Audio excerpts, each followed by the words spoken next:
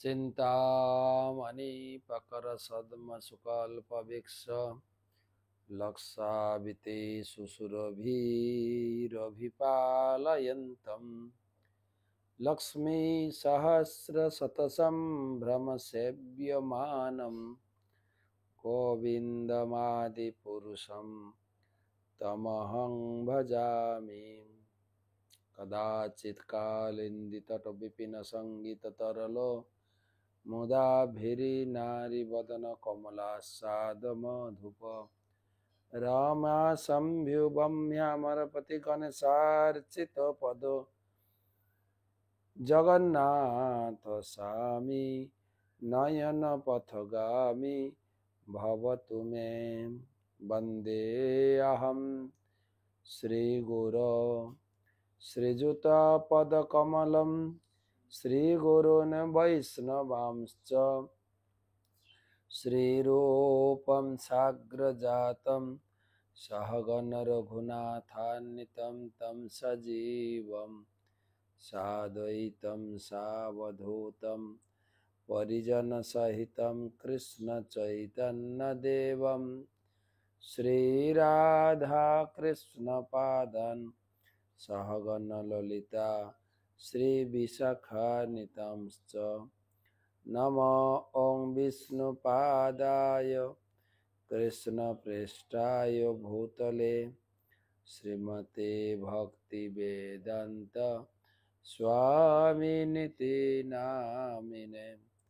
नमस्ते सारस्वते देवे गौरवाणी प्रचारिणे निर्विशेष शून्यवादी पाश्चात्यदेशतारिणे।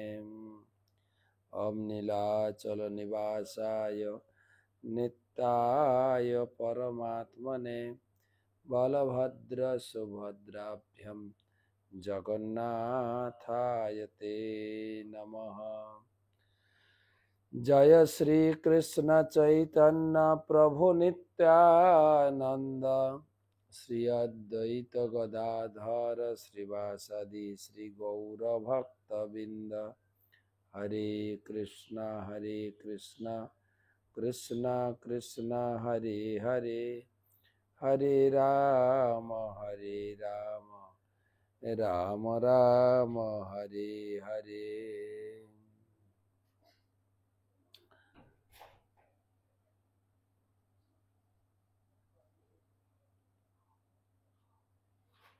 শ্রী জগন্নাথের স্নান যাত্রা সমাপন করে আজ থেকে অনবসর কাল, আজ থেকে শুরু হয়ে গেল জগন্নাথ দর্শনের চোখের ফাস্টিং।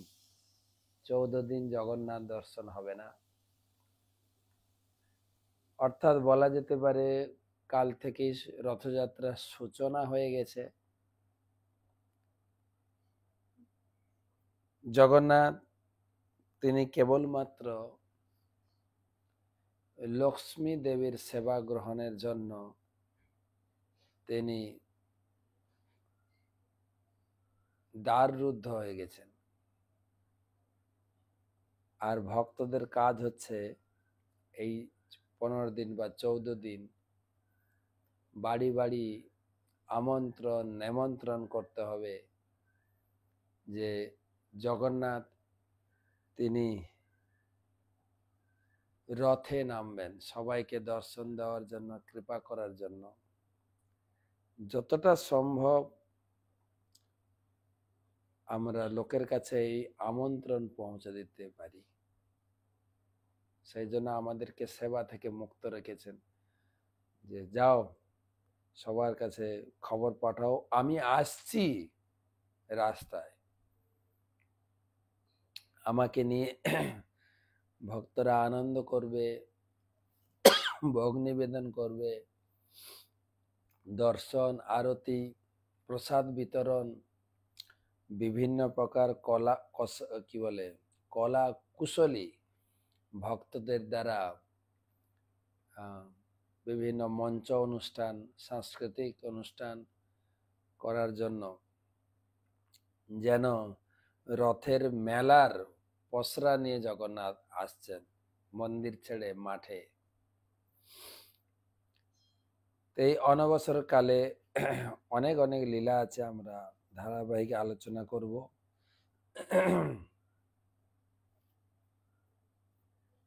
কিন্তু আমাদের এই রঘুনাথ গোস্বামীর এই প্রসঙ্গটা সম্পূর্ণ করতে চাই। এই অধ্যায়টা রঘুনাথ দাস গোস্বামী তিনি নিত্যানন্দ প্রভুর কৃপা লাভ করে বাড়ি এলেন। বাড়ি থেকেও তিনি নিত্যানন্দ প্রভু চৈতন্য মহাপ্রভু কৃষ্ণের কৃপায় তিনি গৃহ ত্যাগ করে মহাপ্রভুর চরণে পুরীতে পৌঁছে গেছেন। সেই প্রসঙ্গই ধারাবাহিক রঘুনাথের শেষ পর্যন্ত রঘুনাথের ভজন প্রণালী এবং চৈতন্য মহাপ্রভুর কৃপা লাভ, সেই সঙ্গে ষড়গোস্বামীদের মধ্যে স্থান লাভ করলেন, তারই ধারাবাহিক আলোচনায় আজকে আমরা 133তম চৈতন্য সুধা মাধুরী আলোচনা। সর্বপ্রথমে সবাইকে জানাই চৈতন্য মহাপ্রভু চৈতন্য প্রীতি শুভেচ্ছা, রথযাত্রার আগাম শুভেচ্ছা এবং গুরুদেবের চরণে প্রণাম নিবেদন করে তার আশীর্বাদ প্রার্থনা। নমো ওং বিষ্ণুপাদায় কৃষ্ণ পৃষ্ঠায় ভূতলে শ্রীমতে জয় পতাকা স্বামী নীতি নামিনে। নমো আচার্য পাদায় নিতাই কৃপা প্রদায়িনে গৌর কথা ধামদায় নগর গ্রাম তারিণে। জয় জয় শ্রী চৈতন্য জয় নিত্যানন্দ জয় অদ্বৈত চন্দ্র জয় গৌর ভক্ত বৃন্দ। জয় জয় শ্রী চৈতন্য জয় নিত্যানন্দ জয় অদ্বৈত চন্দ্র জয় গৌর ভক্ত বৃন্দ। জয় জয় শ্রী চৈতন্য জয় নিত্যানন্দ জয় অদ্বৈত চন্দ্র জয় গৌর ভক্ত বৃন্দ।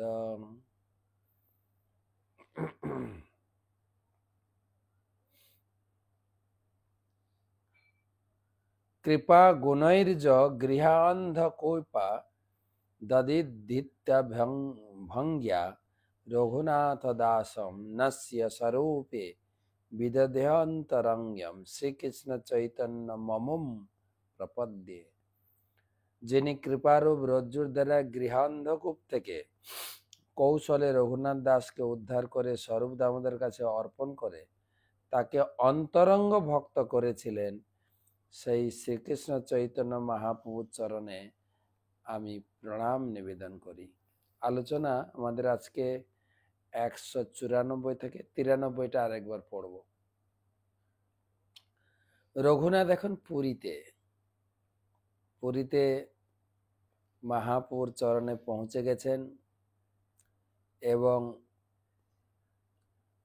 রঘুনাথ মহাপ্রভুর চরণে পড়ে আরতি নিবেদন করছেন যে কোন ক্রমে আপনার চরণ পর্যন্ত আমি পৌঁছাতে পেরেছি,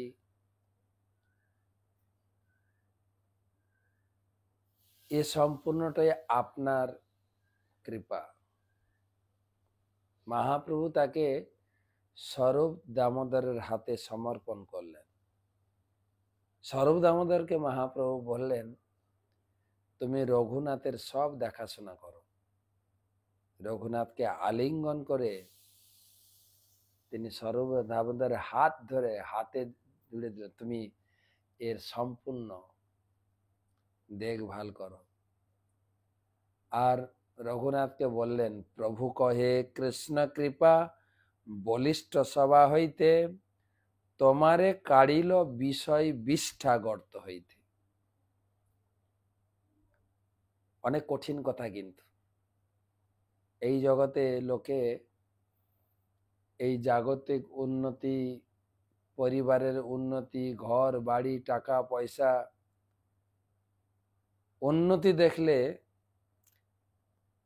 আমরা বলতে পারি তোমার জীবনটা সাকসেস বা সাকসিড বলতে পারেন, তোমার জীবন সাকসেস হয়েছে। কিন্তু মহাপ্রভু একটু অন্য কথা বললেন,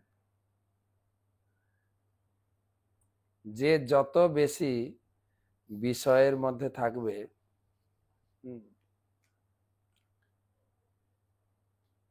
তাকে তিনি বলেছেন বিষয় বিষ্ঠা,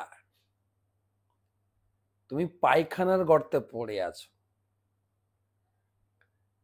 আর এই রঘুনাথের কথা যদি চিন্তা করা হয়,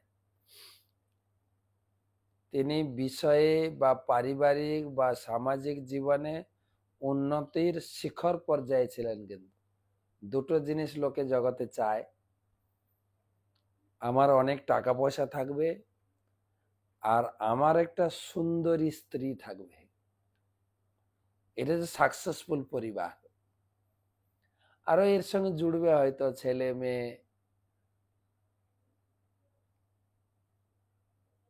জাগতিক সম্পদ ছিল রঘুনাথের ইন্দ্র সম ঐশ্বর্য, আর স্ত্রী ছিল অপ্সরা সম। এটা হচ্ছে জীবনের একদম সাকসেস, জীবনের একদম সাকসেসফুল স্থিতি। তিনি সাকসেস হয়েছেন জীবনে। কিন্তু মহাপ্রভু একটু ব্যঙ্গ করে বলছেন, এটা রঘুনাথের প্রতি ছিল না কিন্তু এই উক্তি মহাপ্রভু। প্রভুপাদ লিখছেন, একটু প্রভুপাদের ছোট তাৎপর্য, বড় না। কর্মফল অনুসারে জীব সুখ ও দুঃখ ভোগ করে, কিন্তু কৃষ্ণের কৃপা এমনই শক্তিশালী যে তা জীবকে তার সমস্ত কর্মফল থেকে মুক্ত করতে পারে। চৈতন্য মহাপ্রভু বিশেষভাবে কৃষ্ণ কৃপার এই মহিমা বর্ণনা করেছেন। সেই কৃপার ফলেই রঘুনাথ দাস বিষয়রূপ বিষ্ঠা গর্ত থেকে উদ্ধার লাভ করেছিলেন। চৈতন্য মহাপ্রভু মন্তব্য করেছেন, যারা জড় বিষয় ভোগের প্রতি আসক্ত তারা বিষ্ঠার কীটের মতো, কিন্তু তবুও তারা তাদের এই জঘন্য জীবনের প্রতি আসক্তি পরিত্যাগ করতে পারে না। আমরা কষ্ট পাই সংসারে, আর ভালো লাগে না।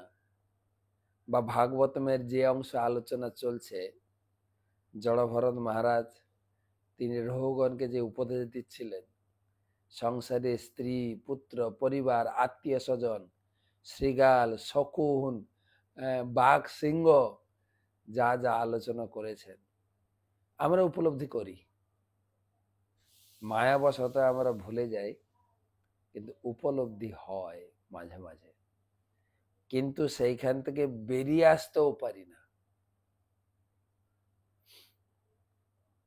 এটাই প্রভুপাদ বলছেন। গৃহবত ব্যক্তিরা, অর্থাৎ যারা গৃহের সুখ উপভোগ করতে চায়, তারা প্রকৃতপক্ষে অত্যন্ত দুর্দশাগ্রস্ত। কৃষ্ণের কৃপাই কেবল তাদের সেই দুর্দশা থেকে উদ্ধার করতে পারে। ব্রহ্মাণ্ড ভ্রমিত কোন ভাগ্যবান জীব, গুরু কৃষ্ণ প্রসাদে পায় ভক্তিলতা। মহাপ্রভু সেটাই বলছেন।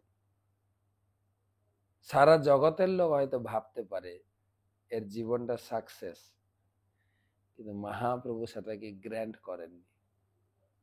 না, যার যত সাকসেস সে ততটাই পায়খানার কীটের মতো জড়িয়ে থাকে।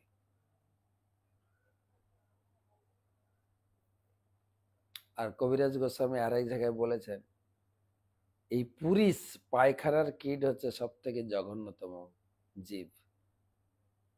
নিজেকে কখনো হীন মনে করে এই শ্লোক উচ্চারণ করেছেন তিনি, পুরুষের কীট হইতে মুই সে লঘিষ্ঠ। তো যারা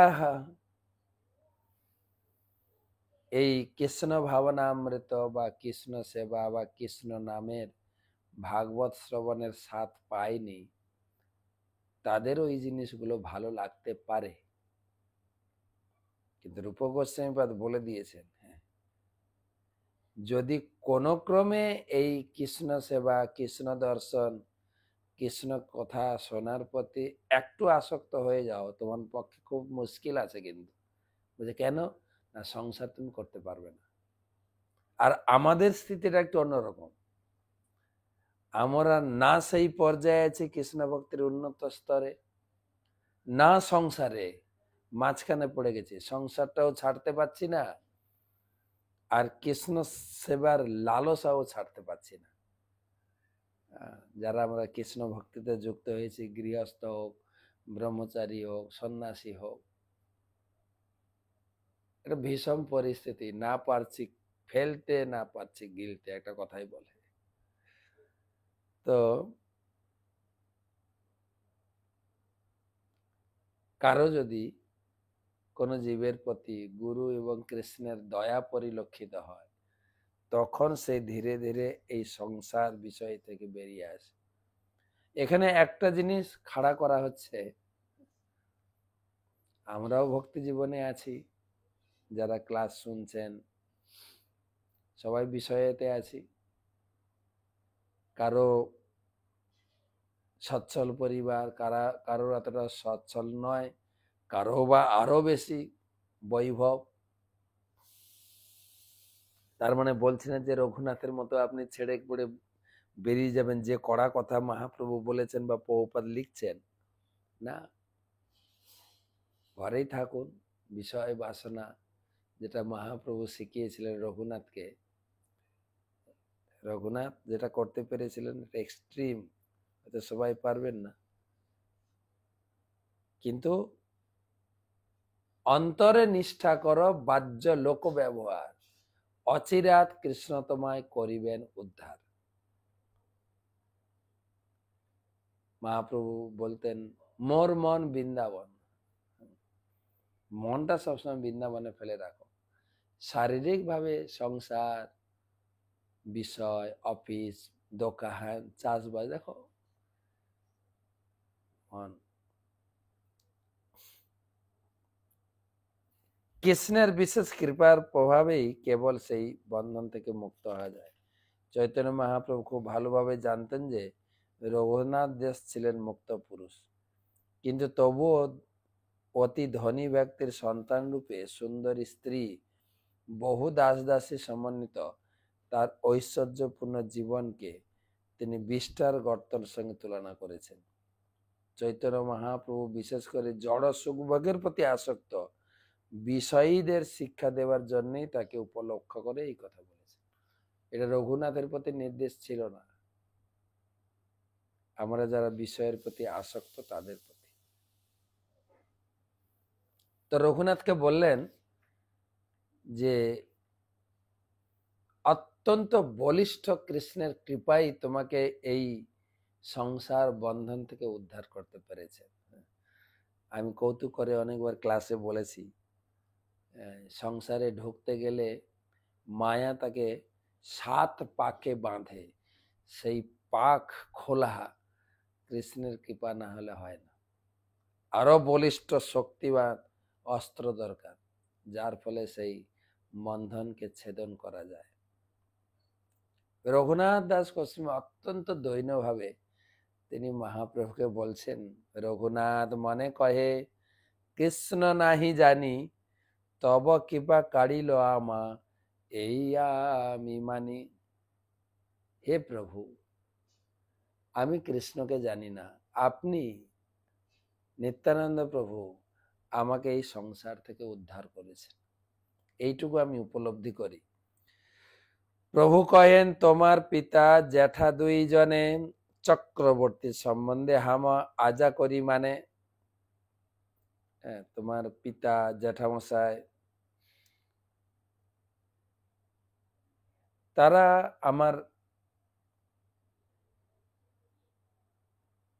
আমার মাতামহ নীলাম্বর চক্রবর্তী ঠাকুরকে একটা ভ্রাতৃত্বের সম্পর্ক ছিল।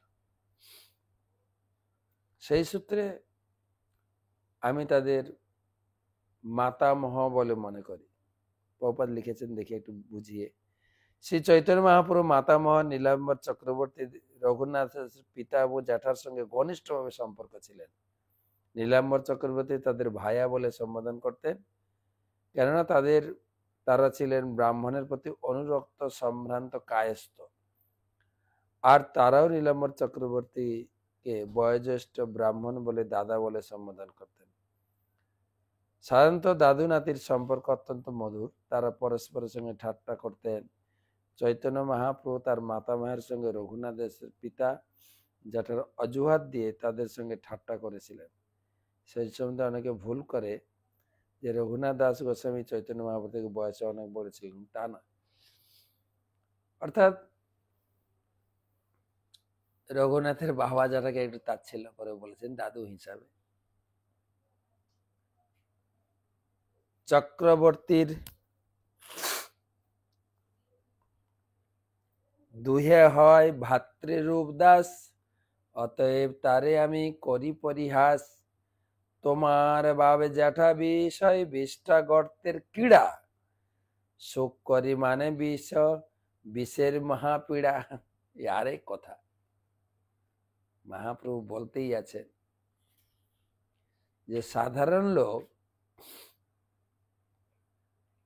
বিশেষ করে তোমার পিতা, তোমার বাবা এবং তোমার জ্যাঠামশাই, তারা একটা বিষয় বিষ্ঠার ক্রীড়ার মতো। তারা ওই বিষয়কে বা সংসার সুখকে সুখ বলে মনে করে। মানুষ যখন জড় সুখের প্রতি আসক্ত হয় তখন তাকে নানা প্রকার দুঃখ দুর্দশা ভোগ করতে হয়, কিন্তু তবুও সেই মহাক্লেশপ্রদ এই বিষয়কে সুখ বলে মনে করে। এই প্রকার বিষয়ীদের ইন্দ্রিয় সুখ ভোগ বাসনা এতই প্রবল যে তারা তাদের এই জঘন্য ভোগ বাসনা ত্যাগ করতে পারে না। ঠিক যেমন বিষ্ঠার গর্তের ক্রীড়া বিষ্ঠার আসক্তি ত্যাগ করতে পারে না। পারমার্থিক দৃষ্টিভঙ্গির পরিপ্রেক্ষিতে কেউ যখন জড় সুখ ভোগের প্রতি অত্যন্ত আসক্ত হয়, তার অবস্থা ঠিক বিষ্ঠার ক্রীড়ের মতো। মুক্ত পুরুষের দৃষ্টিতে তাদের সেই অবস্থা অত্যন্ত জঘন্য হলেও বিষয়াসক্ত জীবেরা তার প্রতি আসক্ত হয়। যদ্যপি ব্রাহ্মণ করে ব্রাহ্মণের সহায়, শুদ্ধ বৈষ্ণব কহে হয় বৈষ্ণব প্রায়। তোমার বাবা জ্যাঠা তারা ব্রাহ্মণদের সম্মান করতেন বা করেন, ব্রাহ্মণদের পালন পোষণ করেন, নানাভাবে ব্রাহ্মণদের সহযোগিতা করেন, কিন্তু তারা শুদ্ধ বৈষ্ণব নয়, কিন্তু বৈষ্ণব প্রায়। তথাপি বিষয়ের স্বভাব করে মহা অন্ধ, সেই কর্ম করাই যাতে হয় ভববন্ধ। তারা বৈষ্ণবের মতো, কিন্তু তথাপি বিষয়ের প্রতি আসক্ত, আর এটাই তার জড়বন্ধনে বেঁধে রাখে। হেন বিষয় হইতে কৃষ্ণ উদ্ধারিল তোমা, কহন না যায় কৃষ্ণ কৃপার মহিমা। এ কেবল কৃষ্ণের কৃপা যে তোমাকে সেই রকম বাবা জ্যাঠার বিষয় সম্পদ থেকে তোমাকে কৃষ্ণ উদ্ধার করেছে। ব্রহ্মসংহিতায় বলা হয়েছে যে কৃষ্ণ এতই কৃপাময় যে তিনি তার ভক্তকে তার সমস্ত কর্মফল থেকে মুক্ত করতে পারেন। ইন্দ্রগোপ নামক একটি ক্ষুদ্র কীট থেকে দেবরাজ ইন্দ্র পর্যন্ত সকলেই কর্মের বন্ধনে আবদ্ধ। যস্তিন্দ্র গোপ মথবেন্দ্র মহোস কর্ম বন্ধানুরূপ ফলভাজমানতনতি, কর্মাণি নির্দহতি কিন্তু চ ভক্তি ভাজন, গোবিন্দম আদি পুরুষম তমহং ভজামি। এটা কীট থেকে শুরু করে দেবরাজ ইন্দ্র পর্যন্ত সকলেই কর্মের বন্ধনে আবদ্ধ, কিন্তু কেউ যখন ভগবানের শুদ্ধ ভক্ত হন তিনি কর্মের বাসনা থেকে মুক্ত হন আর ধীরে ধীরে বুঝতে পারে কেবল কৃষ্ণের কৃপা। রঘুনাথের ক্ষীণতা মালিন্য দেখিয়া, স্বরূপের কহেন প্রভু কৃপার্ধ চিত্ত হইয়া। রঘুনাথ 12 দিন টানা হেঁটে হেঁটে, মাত্র 3 দিন খেয়েছেন, আর তা আবার একটু দুধ। তিনি অনেক রোগা পাতলা হয়ে গেছেন, শরীরে মালিন্যতা এসে গেছে। তো তাকে দেখে মহাপ্রভু হৃদয়ের করুণা উদয় হয়েছে। তিনি স্বরূপ দামোদরকে বলছেন, এই রঘুনাথে আমি সপিনু তোমারে পুত্র ভৃত্য রূপে তুমি কর অঙ্গীকারে। তো আমি রঘুনাথকে তোমার হাতে দিলাম, তোমার সেবক ভাবতে পারো, তোমার পুত্র ভাবতে পারো। সে তো ব্রহ্মচারী ছিলেন স্বরূপ দামোদর। যেভাবেই হোক রঘুনাথের খুব ভালো করে যত্ন নিও। ভক্তের যত্ন ভগবান গ্রহণ করছে। সজা এটা ইংরেজিতে কথা আছে, if you care me I will care you. তুমি যদি আমার সেবা ভালো করে করো, আমি তোমার যত্ন নেব। আমরা কখনো কখনো আমাদের পরম পূজ্য শ্রী শ্রীমৎ ভক্তি পুরুষোত্তম মহারাজকে প্রশ্ন করতাম, যখন তিনি ব্রহ্মচারীদের ক্লাস দিতেন। তো প্রশ্ন আসতো, মহারাজ অনেকে বলে যে আমাদের এখন গায়ে গতরে শক্তি আছে, মানে আমরা এখন যুবক ছেলে, আমরা এখন কর্ম করতে পারি, আর আমাদেরকে ইস্কন খাটিয়ে নিচ্ছে, বৃদ্ধ হলে আমাদের কি হবে? একটা প্রশ্ন দাঁড়ায়। সবাই তো ভবিষ্যতের জন্য কিছু সঞ্চয়, কিছু জমি বাড়ি, সবকিছু মানে ব্যবস্থা করে রাখেন, বৃদ্ধ বয়সটা যখন যেন ভালোভাবে কাটতে পারে। তো মহারাজ সঙ্গ যখন প্রশ্ন করা হতো যে মহারাজকে, আমাদের বয়স হলে কে দেখবে? তো মহারাজ সঙ্গে সঙ্গে উত্তর দিতেন, তুমি দেখবে। বলছে, মানে মহারাজ, মানে তুমি কি করছো সে তো তুমি জানো। তুমি কি ভালোভাবে ভগবানের সেবা করছো নাকি ফাঁকি দিচ্ছ, তুমি জানো, ভগবান জানে। আর তো আমরা কেউ জানি না। তো আমাদের সামনে তো তুমি দেখাচ্ছ যে আমি একদম ভগবানের সেবা করি। যদি ঠিক ঠিক ভগবানের সেবা করো, ভগবান তোমাকে দেখবে। এখানে দেখছেন রঘুনাথ দাস মহাপ্রভু কত কেয়ারিং করছেন। হ্যাঁ, আমি রঘুনাথকে দিলাম স্বরূপ, তুমি এর সম্পূর্ণ দেখাশোনা করো। ঠিক যেরকম নিজের ছেলেকে দেখা হয় না, বাচ্চা ছেলের খেয়াল রাখা, কি খাচ্ছে, কি দুষ্টুমি, ঠিক সেই রকমটি এর সমস্ত প্রকার যত্নের দায়িত্ব আমি তোমাকে দিলাম। 3 রঘুনাথ নাম হয় আমার গণে, স্বরূপের রঘু আজি হইতে ইহার নামে। তো আমার এই টিমের ভিতরে, আমার এই পার্শ্বদের ভিতরে 3টে রঘুনাথ আছে। রঘুনাথ বৈদ্য, রঘুনাথ দাস, রঘুনাথ ভট্ট।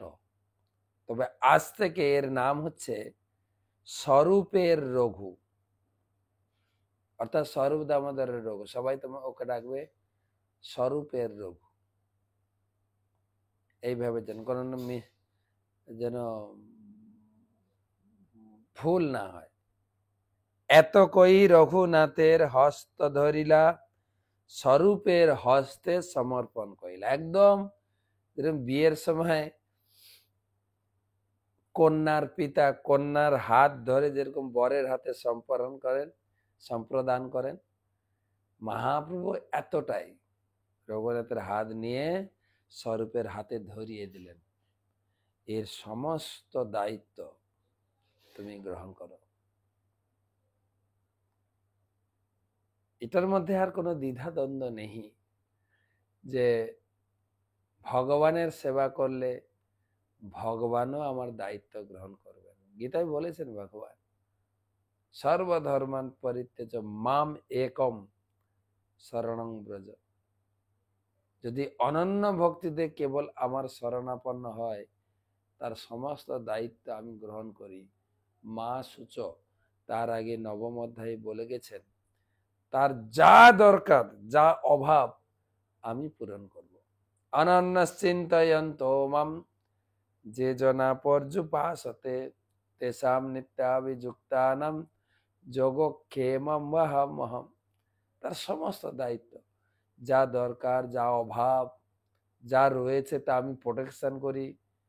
তারপরে আমি যুদ্ধ করে জিতাবো তোমাদের কুরুক্ষেত্রের মাঠে, ক্রেডিট দেব তোমাকে, এবং তোমাকে প্রোটেকশন দেব।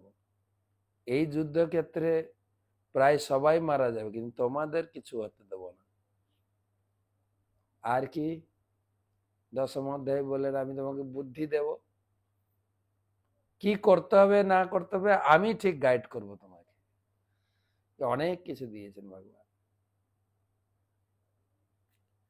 স্বরূপের কহে মহাপ্রভুর যে আজ্ঞা হইল, এত কই রঘুনাথে পুনঃ আলিঙ্গন। স্বরূপ দামোদর বলছেন, প্রভু আপনার যা আদেশ আমি অক্ষরে অক্ষরে পালন করব, আমি রঘুনাথের যত্ন নেব, আপনি চিন্তা করবেন না। আর এই কথা শুনে মহাপ্রভু খুব খুশি হয়েছেন, আর খুশি হয়ে রঘুনাথকে আবার জড়িয়ে ধরেছেন। রঘুনাথকে আলিঙ্গ। তো পদকর্তা এটা লিখতে গিয়ে তিনি একটু ভাব বিহ্বল হয়ে পড়লেন। কৃষ্ণদাস কবিরাজ গোস্বামী তিনি বলছেন, চৈতন্যের ভক্ত বাৎসল্য কহিতে না পারি, গোবিন্দের কহে রঘুনাথে দয়া করি, পথে ইহ করিয়াছে বহুত লবঙ্ঘন, কতদিন পর ইহার ভালো সন্তর্পণ। শুধু স্বরূপ দামোদরকে বললেন তাই না, গোবিন্দ গোবিন্দ দেখো রঘুনাথ কয়েকদিন খাওয়া দাওয়া করেনি, আর শুধু খালি পায়ে হেঁটেছে, দেখো শরীরটা কি করেছে, এর ভালো করে দেখাশোনা করো, ভালো করে। কতদিন করো ইহার ভালো সন্তর্পণ, ভালো করে কয়েকদিন একে সুস্থ করো, যত্ন করো, দেখাশোনা করো, খাওয়া দাওয়া, কাপড় চোপড়, যা যা প্রয়োজন। স্বরূপ আমাদেরকে বলার পরে নিজের যে সার্ভেন্ট বা সেক্রেটারি গোবিন্দকে এটুকু দায়িত্ব।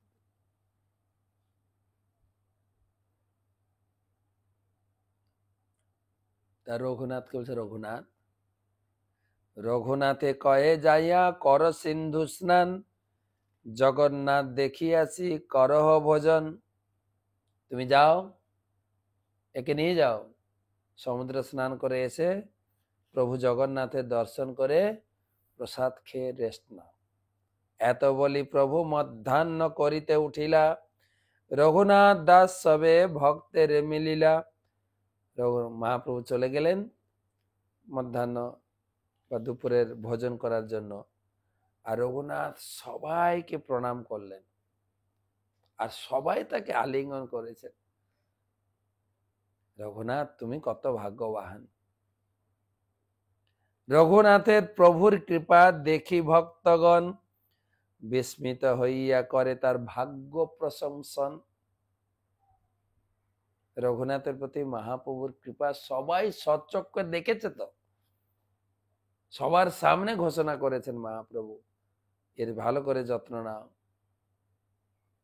দেখো কত কষ্ট করে খালি পায়ে হেঁটে হেঁটে এসছে, খাওয়া দাওয়া নেই, শরীরটা পাতলা হয়ে গেছে, মলিন হয়ে গেছে, নিয়ে যাও, সমুদ্রে স্নান করাও, প্রসাদ পাও, ভালো করে যত্ন নাও।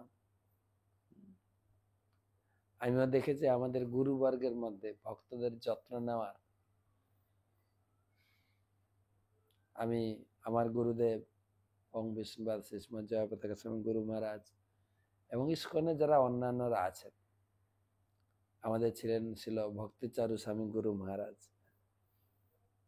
আমি দেখতাম যখন কোনো অনুষ্ঠান হতো হাজার হাজার ভক্ত আসতেন, যার সঙ্গে দেখা হতো নাম ধরে ডাকতেন। কি স্মৃতিশক্তি! হাজার হাজার শিষ্য আছে, তার ভিতরে আপনার নাম ধরে ডাকলে আপনি খুশি হবেন না? তুমি থাকার ঘর পেয়েছ, প্রসাদ পেয়েছ, প্রসাদের কুপন পেয়েছ, দুপুরে একটু বিশ্রাম নিয়েছ, ছেলে মেয়ে কেমন পড়াশোনা করছে, তারা যেন ভক্তি করে, প্রত্যেকটি খুঁটিয়ে খুঁটিয়ে জিজ্ঞাসা করতে। আর ছেলে মেয়েদের দেখলেই তো আরো অনুকম্পা। কি তোমার কোন ক্লাস হলো? না, আমি এই ক্লাসে পড়ি। আরে তুমি না গত বছরও বলেছিলে এই ক্লাস, কৌতুক করে বলতে। তুমি কি ক্লাসে পাস করো? না গুরু মহারাজ, গত বছর আমি 6-এ ছিলাম, এবারে আমি 7-এ উঠেছি। খুব মজা করতেন, কৌতুক করতেন। হ্যাঁ, কখনো কোনো বাচ্চাদেরকে জড়িয়ে ধরতেন, ভালো করে পড়াশোনা করো, মাথায় হাত দিতেন। আর বাচ্চারা খুব মজা পেতেন গুরুদেবকে পেয়ে। যত্ন।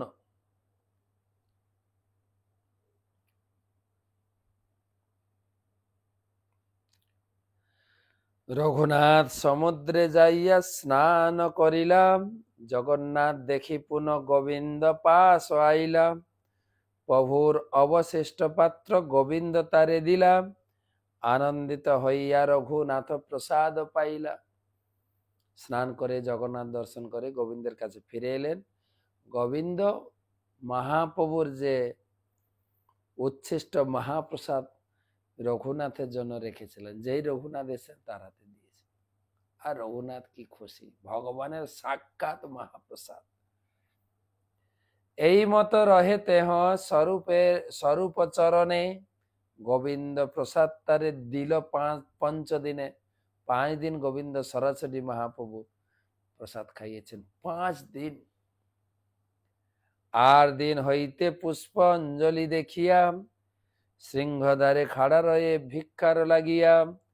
জগন্নাথের সেবক যত বিষয়ীর গণ, সেবা সারি রাত্রে করে গৃহেতে গমন।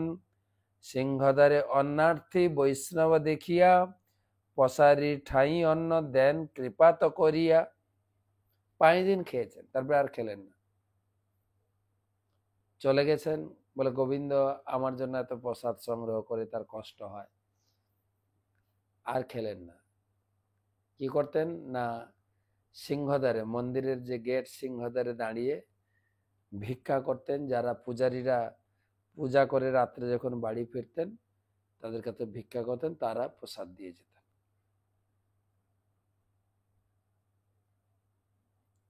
কেননা এটা একটা নীতি। এই মতো সর্বকাল আছে ব্যবহার, নিষ্কিঞ্চন ভক্ত খাড়া হয় সিংহদ্বার। এরকম একটা রীতি আছে, যারা বড় ভক্ত সিংহদ্বারে দাঁড়িয়ে ভিক্ষা করবে। আর ভিক্ষাবৃত্তিটাও আমাদের দীক্ষার সময় শেখানো হয়েছে।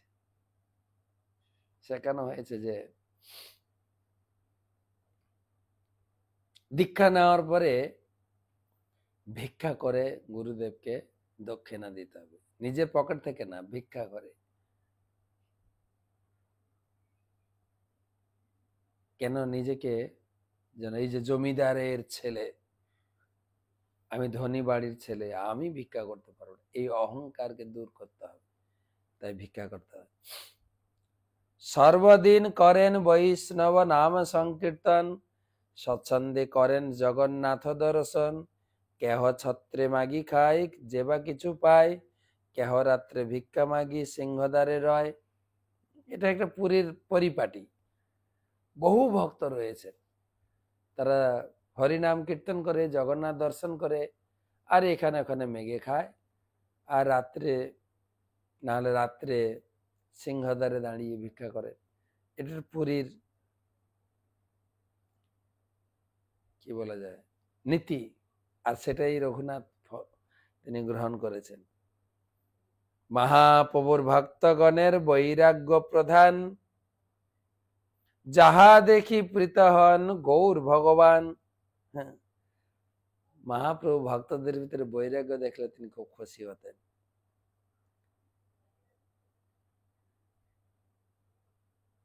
তারপরে গোবিন্দ মহাপ্রভুকে রিপোর্ট দিয়েছেন। গোপভরে গোবিন্দ কহে, রঘুনাথ প্রসাদ না লয়। রাত্রে সিংহ দ্বারে খাড়া হয় হইয়া মাগি খায়, যে গোবিন্দ ওখানে আর প্রসাদ নিচ্ছে না, কিন্তু সে সিংহদ্বারে দাঁড়িয়ে ভিক্ষা মাগে খায়। মহাপ্রভু এইটা শুনে কি বললেন, এটা কালকের ক্লাসে, আজকে আর আলোচনা করছি না, সময় হয়ে গেছে। আজকে আমরা 221 পর্যন্ত পড়লাম।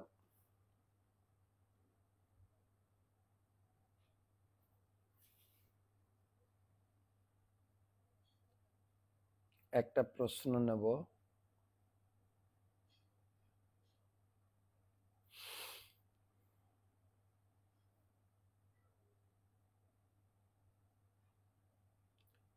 ইমনা কোলে, অনেক বড় লেখা।